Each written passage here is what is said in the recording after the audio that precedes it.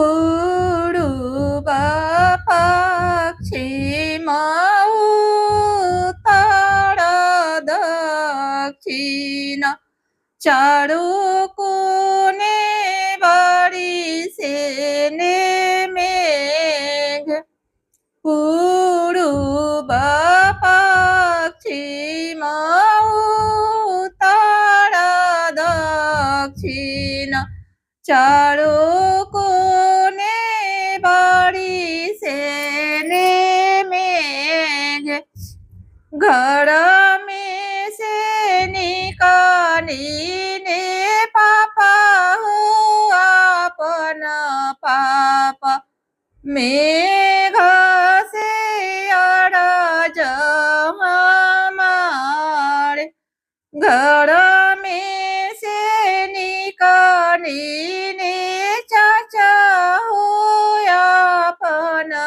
चाचा मेघ से अरज हमारे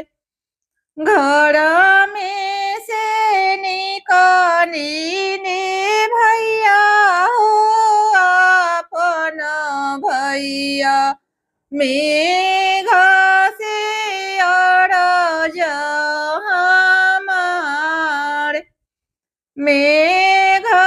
से अरज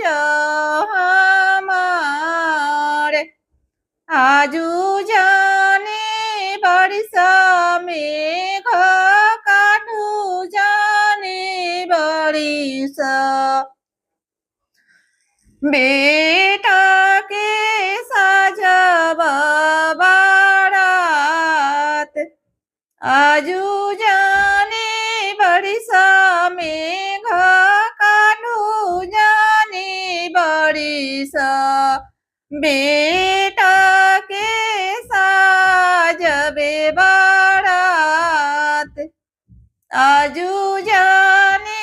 बरिसा मेघ काटू जाने बरिसा भाई के साजबे बारात भाई के साजबे हमें बारात विनती से बोले ने दुल्हा दी तुना दुल्हा सुनी पापा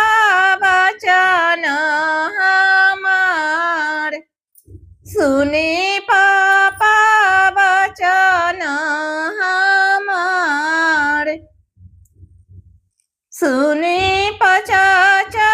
बचन हमारे सुनी भैया बचन हमारे डोमावा के पुता पापा हमारो यारवा हो दानावा ने